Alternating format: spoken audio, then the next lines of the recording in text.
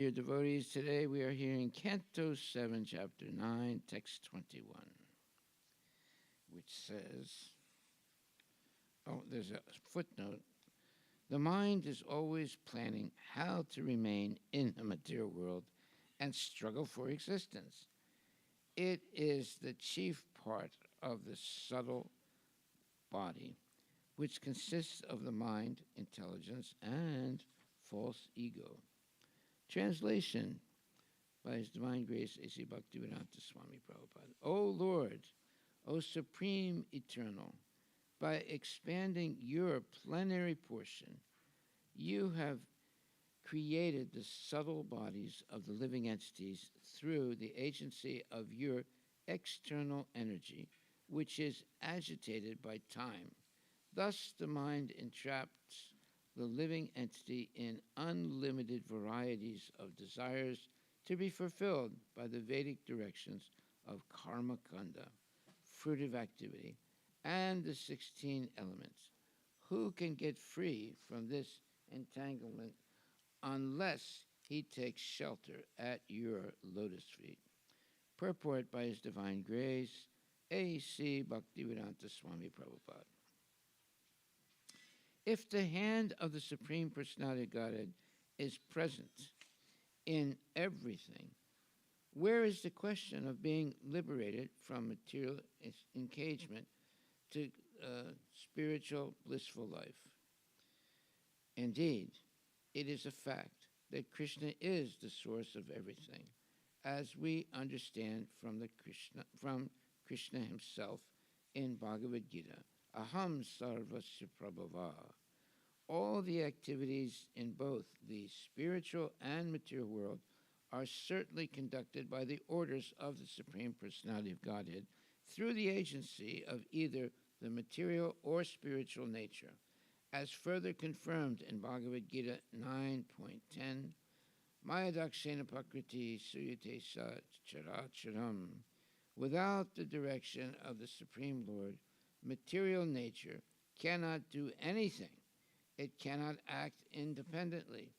Therefore, in the beginning, the living entity wanted to enjoy the material energy and to give the living entity all facility. Krishna, the Supreme Personality of Godhead, created this material world and gave the living entity the facility to concoct different ideas and plans through the mind. These facilities offered by the Lord to the living entity constitute the 16 kinds of perverted support in terms of the knowledge-gathering senses, the working senses, the mind, and the 5 material elements. The wheel of repeated birth and death is created by the Supreme Personality of Godhead, but to direct the bewildered living entity in progress toward liberation, according to varied stages of advancement, different directions are given in the Vedas. Chando Mayam. If one wants to be elevated to the higher planetary systems, he may follow the Vedic directions.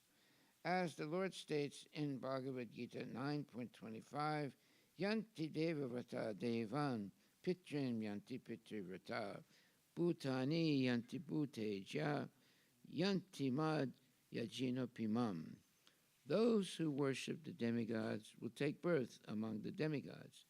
Those who worship the ghosts and spirits will take birth among such beings. Those who worship ancestors go to the ancestors, and those who worship me, meaning Krishna, will live with me. The real purpose of the Vedas is to direct one back home, back to Godhead.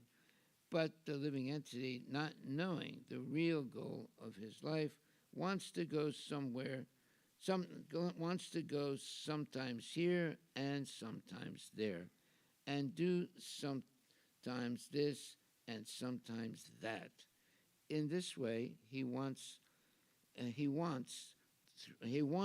throughout the entire universe, imprisoned in various species, and thus engaging in various activities for which he must suffer the reactions. Sri Chaitanya Mahaprabhu therefore says, Brahmanda Brahmite Kona Bhagyavan Jiva Guru Krishna Prasade Paya Bhakti Lata Bija. Chaitanya Charitamrita Madhya 19.151. The fallen conditioned living entity trapped by the external energy loiters in the material world, but if by good fortune he meets a bona fide representative of the Lord who gives him the seed of devotional service, and if he takes advantage of such a guru or representative of Krishna, he receives the Bhakti Lata Bija, the seed of devotional service. If he properly cultivates Krishna consciousness, he is then gradually elevated to the spiritual world. The ultimate conclusion is that one must surrender to the principles of Bhakti Yoga, for then one will gradually attain liberation. No other method of liberation from the material struggle is at all possible. Text 22. My dear Lord, O Supreme Great, you have created this material world of 16 constituents, but you are transcendental to their material qualities. In other words, these material qualities are under your full control, and you are never conquered by them. Therefore, the time element is your representation. My Lord, O Supreme, no one can conquer you. As for me, however, I am being crushed by the wheel of time, and therefore I surrender fully unto you. Now kindly take me under the protection of your lotus feet. Purport by His Divine Grace, A.C. Bhaktivedanta Swami Prabhupada. The wheel of material miseries is also a creation of the Supreme Personality of Godhead, but He is not under the control of the material energy. Rather, He is the controller of the material energy, whereas we, the living entities, are under its control. When we give up our constitutional position, Jivera Swarupahaya Krishnera Nityadasa, the Supreme Personality of Godhead creates this material energy and her influence over the conditioned souls. Therefore, He is the Supreme, and only He can deliver the conditioned soul from the onslaught of material nature.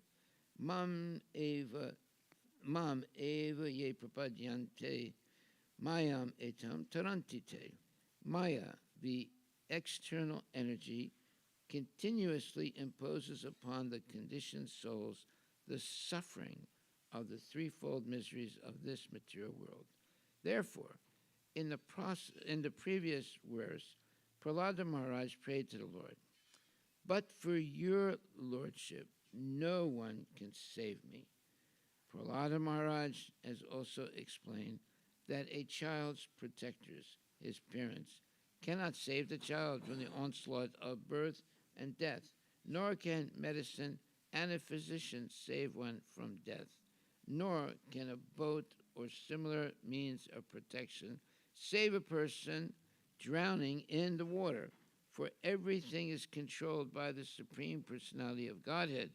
Therefore, suffering humanity must surrender to Krishna, as Krishna Himself demands in the last instruction of Bhagavad Gita 1866. Sarvadharman parityaja mamekam saranam braja aham tvam sarvapapebhyo muksishyami mahasucha. Abandon all varieties of religion and just surrender unto me. I shall deliver you from all sinful reaction. Do not fear. All of human society must take advantage of this offer and thus be saved by Krishna from the danger of being crushed by the wheel of time, the wheel of past, present, and future. The word vidyamanam. Being crushed is very significant. Every living entity in the material condition is actually being crushed again and again. And to be saved from this position, one must take shelter of the Supreme Personality of Godhead. Then one will be happy. The word prapanam is also very significant, for unless one fully surrenders to the Supreme Lord, one cannot be saved from being crushed.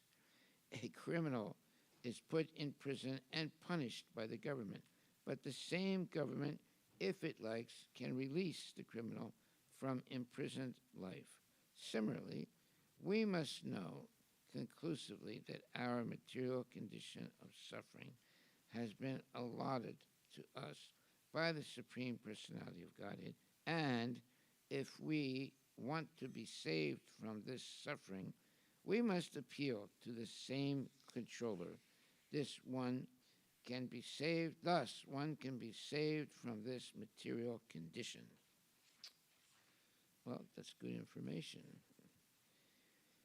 Text 23.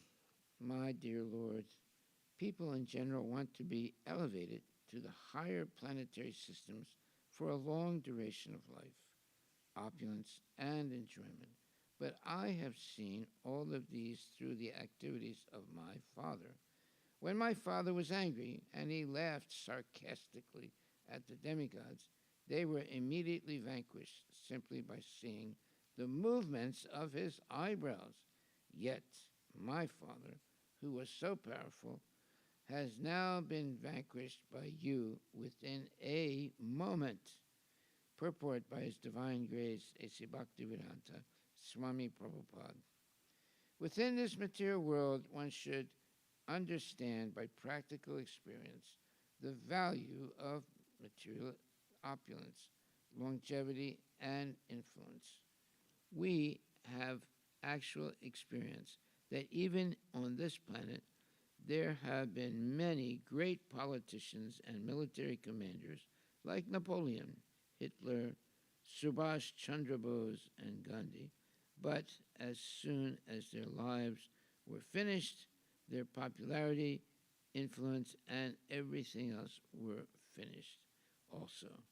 Prahlada Maharaja formerly gathered the same experience by seeing the activities of Hiranyakashipu, his great father. Therefore, Prahlada Maharaj did not give any importance to anything in this material world. No one can maintain his body or material achievements. However, a Vaishnava can understand that nothing within this material world, not even that which is powerful, opulent, or influential, can endure. At any time, such things may be vanquished. And who can vanquish them? The Supreme Personality of Godhead. Therefore, one should conclusively understand that no one is greater than the Supreme Great, since the Supreme Great demands Sarva Dharmam Parityaja Mamekam Saranam Vraja.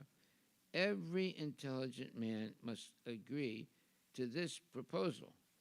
One must surrender unto the Lord to be saved from the wheel of repeated birth, death, old age, and disease. Text 24. My dear Lord, now I have complete experience concerning the worldly opulence, mystic power, longevity, and other material pleasures enjoyed by all living entities, from Lord Brahma down to the ant. As powerful time, you destroy them all. Therefore, because of my experience, I do not wish to possess them.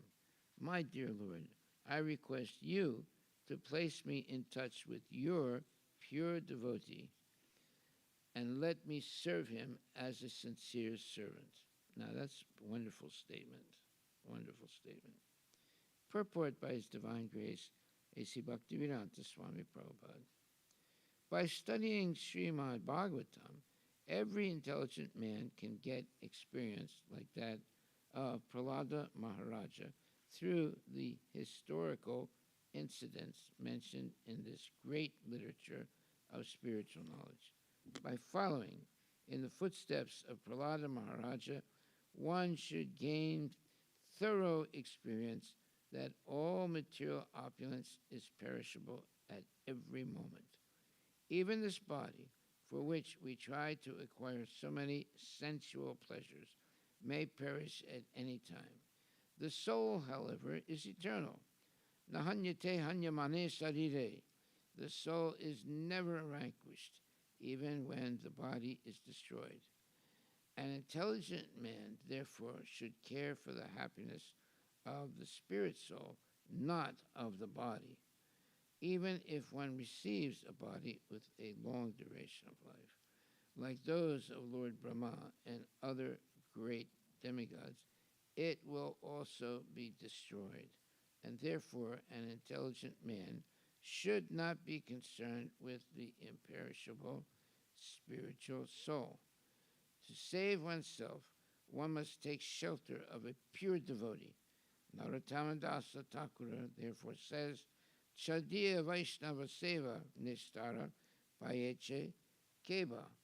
If one wants to save himself from material nature's onslaughts, which arise because of the material body, one must become Krishna conscious and try to fully understand Krishna. As stated in Bhagavad Gita 4.9, Janma Karma Chame Divyam Evam Yo Veti Tatvata.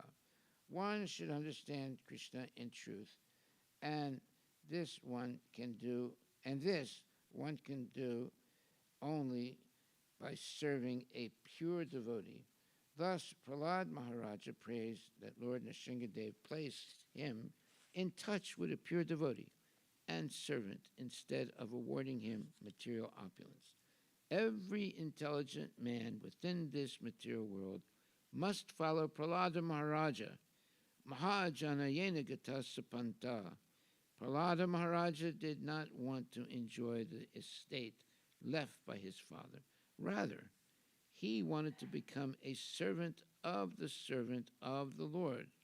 The illusory human civilization that perpetually endeavors for happiness through material advancement is rejected by Prahlada Maharaj and those who strictly follow in his footsteps. There are different types of material opulence, known technically as bhakti, mukti, and siddhi. Bhakti refers to being situated in a very good position, like a position with the demigods in the higher planetary systems, where one can enjoy material sense gratification to the greatest extent. Mukti refers to being disgusted with material advancement and thus desiring to become one with the Supreme. Siddhi refers to executing a severe type of meditation like that of the yogis to attain 8 kinds of perfection, anima, lagima, mahima, etc. All who desire some material advancement through bhukti, mukti, or siddhi are punishable in the due course of time, and they return to material activities. Prahlada Maharaj rejected them all. He simply wanted to engage as an apprentice under the guidance of a pure devotee. Wow, that's a wonderful statement. Text 25. In this material world, every living entity desires some future happiness, which is exactly like a mirage in the desert. Where is water in the desert? Or, in other words, where is happiness in this material world? As for this body, what is its value? It is merely a source of various diseases. The so-called philosophers, scientists, and politicians know this very well, but nonetheless they aspire for temporary happiness. Happiness is very difficult to obtain. but because they are unable to control their senses, they run after the so called happiness of the material world and never come to the right conclusion. Purport by His Divine Grace A.C. Bhaktivedanta Swami Prabhupada. There is a song in the Bengali language which states, I constructed this home for happiness, but unfortunately, there was a fire, and everything now has been burnt to ashes. This illustrates the nature of material happiness. Everyone knows it, but nonetheless, one plans to hear or think something very pleasing. Unfortunately, all of one's plans are annihilated in due course of time. There were many politicians who planned empires, supremacy, and control of the world, but in due time, all their plans and empires and even the politicians themselves were vanquished. Everyone should take lessons from Prahlad Maharaja about how we are engaged in so-called temporary happiness through bodily exercises or for sense enjoyment. All of us repeatedly make plans, which are all repeatedly frustrated. Therefore, one should stop such plan making, as one cannot stop a blazing fire by constantly pouring ghee upon it. One cannot satisfy oneself by increasing plans for sense enjoyment. The blazing fire is Bhava Mahadavagni, the forest fire of material existence. This forest fire occurs automatically without endeavor. We must be happy in the material world, but this will never be possible. We shall simply increase the blazing fire of desires. Our desires cannot be satisfied by illusory thoughts and plans. Rather, we have to follow the instructions of Lord Krishna. Sarvadharmam parityaja mam ekam saranam braja. Then we shall be happy. Otherwise, in the name of happiness, we shall continue to suffer miserable conditions. Now you see, these are very profound statements. Very, very profound statements. In other words, if we don't seriously surrender to Lord Krishna and the Vaishnava Acharyas, then we will be caught in this merry-go-round. Repeated birth, death, old age, and disease over and over again in many, many lifetimes. And never getting free from this prison of material so-called sex enjoyment. We'll never be free of it. However, if we take the Krishna consciousness seriously and engage wholeheartedly in Krishna conscious activities under the tutelage of bona fide spiritual master or masters, then we have a chance to attain eternal life even in this lifetime by engaging always in Krishna conscious activities. Text number 26. O my Lord, O Supreme, because I was born in a family full of the hellish material qualities of passion and ignorance, what is my position? And what is to be said of your causeless mercy, which was never offered even to Lord Brahma, Lord Shiva, or the goddess of fortune, Lakshmi? You never put your lotus hand upon their heads, but you have put it upon mine. Prahlad Maharaj is so, let's say, blessed. The Lord has put his hand on Prahlad's head. Purport by Srila Prabhupada. Prahlad Maharaja was surprised at the causeless mercy of the Supreme Lord, the personality of Godhead. For although Prahlada was born in a demoniac family, and although the Lord had never before placed his lotus hand on the head of Brahma, Shiva, or the goddess of fortune, His constant companion, Lord Nrsingadeva, kindly placed his hand on the head of Prahlada. This is the meaning of causeless mercy. The causeless mercy of the Supreme Personality of Godhead may be bestowed upon anyone, regardless of his position in this material world. You see, one time I was the chauffeur of Srila Prabhupada. And several times I was his chauffeur. Several different times where he came to Paris. One time, as soon as he sat down next to me, and then I was starting to drive the car, he patted me on my head. And he was smiled, and he was very happy to see me. And that gave me so much joyful ecstasy. Of course, I had to concentrate on driving. Okay. Prahlad Maharaja was surprised at the causeless mercy of the Supreme Lord, the personality of Godhead. For although Prahlada was born in a demoniac family, and although the Lord had never before placed his lotus hand on the head of Brahma, Shiva, or the goddess of fortune, his constant companion, Lord Nrsingadeva, kindly placed his hand on the head of Prahlada. This is the meaning of causeless mercy. The causeless mercy of the Supreme Personality of Godhead may be bestowed upon anyone, regardless of his position in this material world. Everyone is eligible to worship the Supreme Lord, irrespective of his material position. This is confirmed in Bhagavad Gita 14:26. Mam chayo vibicharena bhakti yogena sevate sagunan samatityaitan brahma bhuyaya kalpate. One who engages in full devotional service, who does not fall down in any circumstance, at once transcends the modes of material nature and thus comes to the level of Brahman.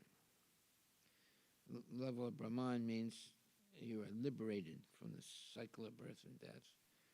Anyone who engages in continuous devotional service to the Lord is situated in the spiritual world and has nothing to do with the material qualities, sattva guna, rajaguna, and tamaguna. Because Prahlad Maharaj was situated on the spiritual platform, he had nothing to do with his body, which had been born of the modes of passion and ignorance. The symptoms of passion and ignorance are described in Srimad Bhagavatam 1.2.19 as lust and hankering. Tada rajas tamo bhava kamaloba dayaschaye. Prahlad Maharaj, being a great devotee, thought the body born of his father to be born of passion and ignorance. But because Prahlada was fully engaged in the service of the Lord, his body did not belong to the material world. The pure Vaishnava's body is spiritualized even in this life. For example, when iron is put into a fire, it becomes red hot and is no longer iron but fire.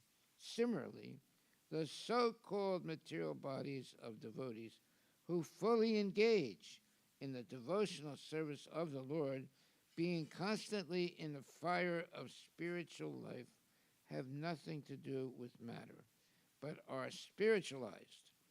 Srila Madhvacharya remarks that the goddess of fortune, the mother of all the universe, could not get mercy similar to that which was offered to Prahlad Maharaja. For although the goddess of fortune is always a constant companion of the Supreme Lord, the Lord is more inclined to his devotees. In other words, devotional service is so great that when it is offered even by those born in low families, the Lord accepts it as being more valuable than the service offered by the goddess of fortune. Lord Brahma, Lord Indra, and the other demigods living in the upper planetary systems are situated in a different spirit of consciousness and therefore they are sometimes troubled by demons. But a devotee, even if situated in the lower planets, enjoys life in Krishna consciousness under any circumstances. Parata swata karmata, as he acts himself, as he instructs by others, as he is instructed by others, or as he performs his material activities, he enjoys life in every respect. In this regard, Madhvacharya quotes the following verses, which are mentioned in the Brahma Tarka. Shri Brahma Brahmi Vindrati Tri Katat Stri Purushtuta Tad Anye Cha Krama Deva Sada Mukto Smritav Api Hari Bhakto Cha Taj Jane Sukhe Cha Niyamena Tu Parata Swata Karmato Va Na Kat Anchit Tad Anyata. Now, I don't know what the translation of that is. He doesn't give it. However, it sounded nice. Text 27. Unlike an ordinary living entity, my Lord, you do not discriminate between friends and enemies, the favorable and the unfavorable, because for you there is no conception of higher and lower. Nonetheless, you offer your benedictions according to the level of one's service, exactly as a desired tree delivers fruits according to one's desires and makes no distinction between the lower and the higher. Now, see, this is a very, very profound verse. They're all profound, but this is nice. This is special because it shows that Krishna is not. It doesn't discriminate between friends and enemies, and he's favorable, and the unfavorable is favorable. So, in other words, he is favorable, and he gives his mercy to the favorable and the unfavorable. Because, it says here, Krishna, there is no conception of higher and lower. Nonetheless, O Krishna, you offer your benedictions according to the level of one's service. Now, that is a very important statement. Now we understand that according to our level of devotional service, the Lord benedicts us or blesses us. So, the more we engage in devotional service, the more we get the mercy of the Lord. You offer your benedictions according to the level of one's service, exactly as a desired tree delivers fruits according to one's desires and makes no distinction between the lower and the higher. So, even the worst person who surrenders himself to Krishna can get the mercy of Krishna. Purport. In Bhagavad Gita 4:11, the Lord clearly says, Ye yatamam prapadyante tamstataiva bhajamyaham. As one surrenders unto me, I reward him accordingly. As stated by Sri Chaitanya Mahaprabhu, Jivera Swarupahaya Nityara Krishna Dasa. Every living being is an eternal servant of Krishna. According to the service the living entity renders, he automatically receives benedictions from Krishna. Now, that is a very profound statement, and we should listen to this very carefully and follow it. In other words, according to the service the living entity renders, he automatically, and I like that, he automatically receives benedictions from Krishna, who does not make distinctions, thinking here is a person in an inanimate relationship with me, and here is a person I dislike. Krishna advises everyone to surrender to him. Sarvadharman parityaja mamekam saranam vraja. One's relationship with the Supreme Lord is in proportion to that surrender. There it is. According to how much we surrender to the Lord, he reciprocates. If we never surrender to the Lord, he never gives us any mercy. But if we surrender completely to the Lord, he gives us all mercy. So one's relationship with the Supreme Lord is in proportion to that surrender and the service one renders unto the Lord.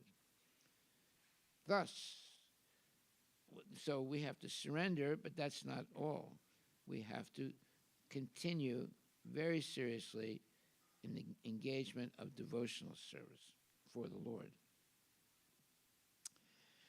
And it says here, according to the service the living entity renders, he automatically receives benedictions from Krishna, who does not make distinctions, thinking, here is a person in an intimate relationship with me, and here is a person I dislike. Krishna advises everyone to surrender to him. Sarvadharman parityaja mamekam saranam vraja. One's relationship with the Supreme Lord is in proportion to that surrender and the service one renders unto the Lord. Okay, so this is something we should memorize. This is something we should write and put it on a panel in our house or in our mind.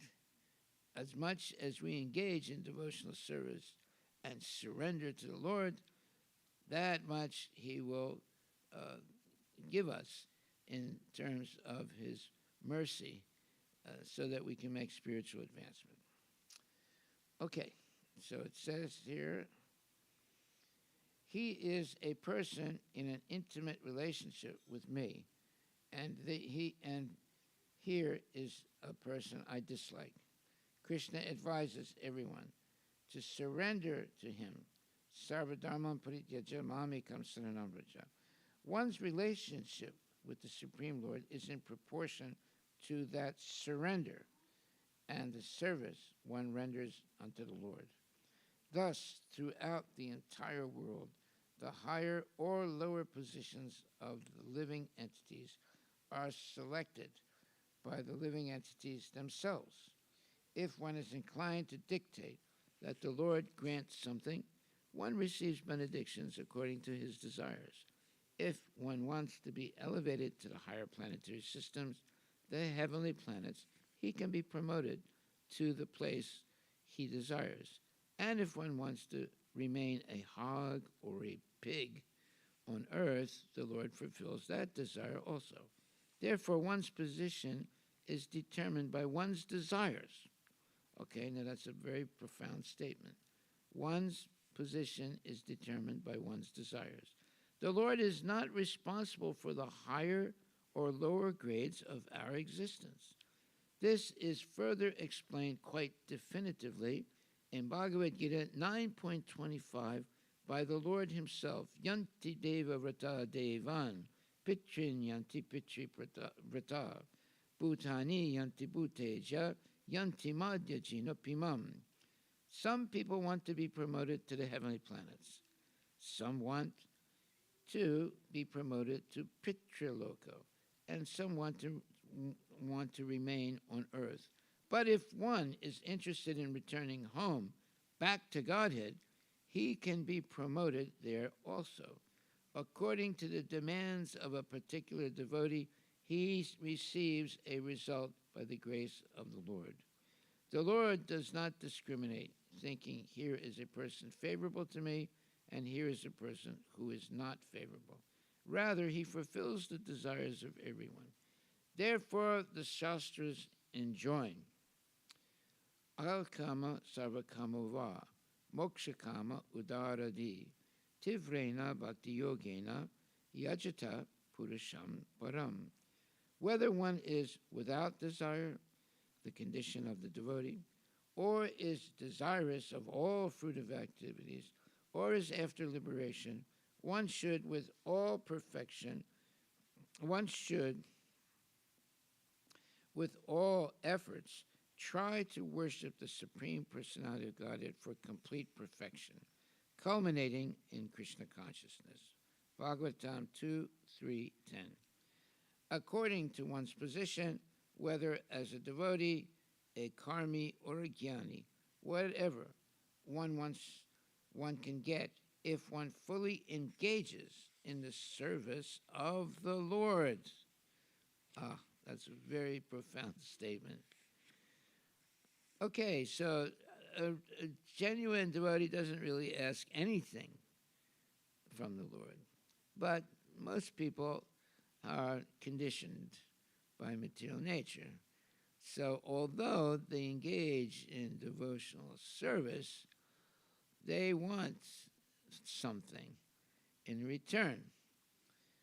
Well, the Lord will protect such devotees and give the devotees some modicum of sense gratification, but it is limited, and it is only for a short period of time until the devotee fully surrenders to the Lord.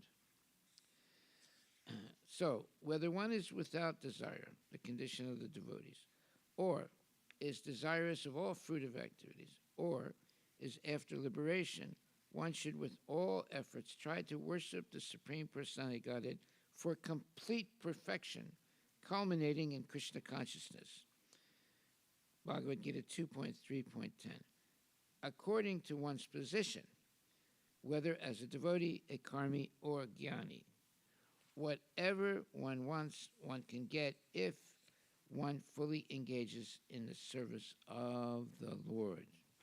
Now, if you don't engage in the service of the Lord, you only get karma, and you suffer, right? So we should not only engage in the service of the Lord, but also give up all material desires and simply engage in this devotional service of the Lord. Okay, should we stop right there? Yeah. Hare Krishna, Krishna Krishna, Hare Hare. Hare Rama, Rama Rama, Hare Hare. Chant Hare Krishna and be happy.